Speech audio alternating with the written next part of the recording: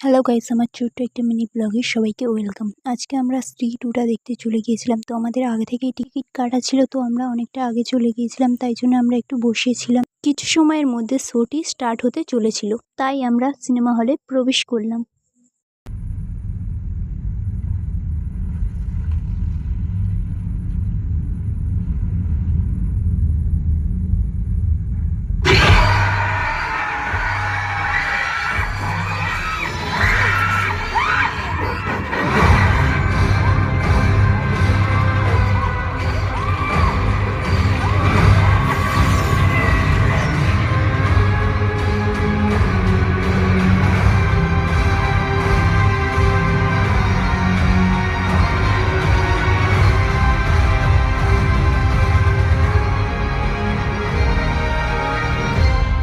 আমার তো মুভিটা বেশ ভালোই লাগলো।